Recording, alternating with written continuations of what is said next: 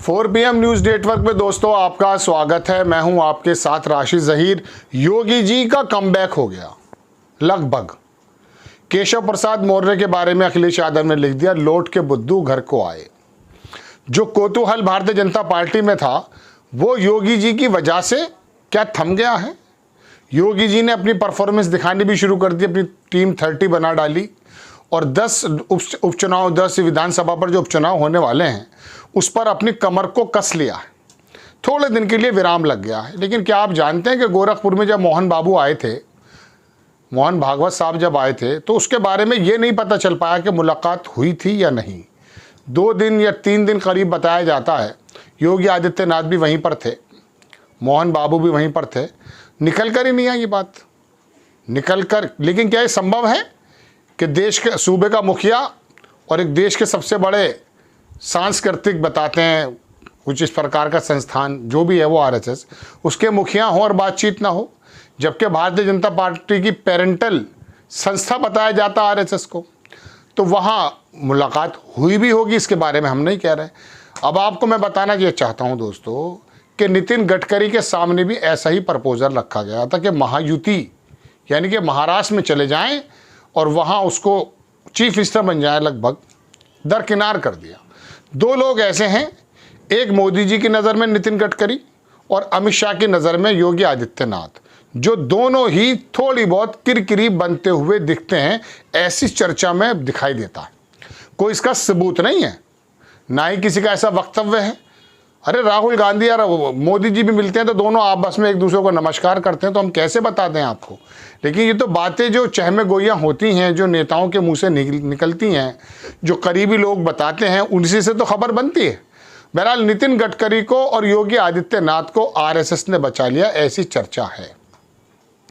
योगी आदित्यनाथ ना आरएसएस के हैं और ना भारतीय जनता पार्टी के, ये आप जानते हैं और कई लोगों से सुन भी चुके हैं।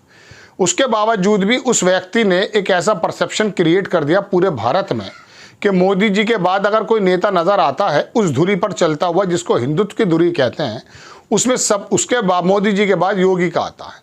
और बिना कुछ करे, मतलब भारतीय जनता पार्टी में समय दिए बिना, आरएसएस में समय दिए बिना, उसी परसेप्शन के बिहाफ पर, जिसको कुछ लोग नफरत की राजनीति भी कहते हैं, हिंदुत्व की राजनीति भी कहते हैं, बड़े विवादास्पद बयान भी बताते हैं, उसके बिहाफ पर एक बंदा मठ से निकल करके सूबे का मुख्यमंत्री बन गया और कामयाब मुख्यमंत्री भी बन गया। ये बात भी सच है। लॉ एंड ऑर्डर को जिस प्रकार से मेंटेन किया, मैं हर बार कहता हूँ कि दर्शक लिख रहे थे हमारे, अरे आप तो योगी जी की तारीफ करने लगे। अरे भाई, जो लॉ एंड ऑर्डर अगर ठीक है, एक पर्टिकुलर विशेष वर्ग के लिए नहीं हो, लेकिन बाकी उसके लिए है, अगर है तो सफाई तो है ना, किसी के भी घर की हो। खैर, तो योगी आदित्यनाथ को दरअसल आरएसएस ने बचा लिया है और उसके उस परसेप्शन ने जो आरएसएस की बुनियादों में है। योगी आदित्यनाथ ने अपनी हिंदुत्व की छवि से जब इस प्रकार के बयान दिए कि महसूस हुआ कि ये बिल्कुल हिंदू राष्ट्र या हिंदू धर्म या जैसे भी आप करें उस धुरी पर पूरी तरह से अडिग हैं। संविधान कहीं शायद लोगों के मुताबिक दूर नज़र आता है, लेकिन उनके जो धर्म के जो मैं कह सकता हूँ सिद्धांत हैं वो बहुत ज़्यादा सर्वोपरि नज़र आते हैं। लोगों ने इस बात को कबूल भी किया। ऐसे ही नितिन गडकरी की इमेज बनी, वो इमेज बनी तरक्की की, हाईवेज बनाने की। मतलब उस आदमी ने ये बात दीगर है कि 3.5 लाख करोड़ रुपए का NHAI पर कर्जा है।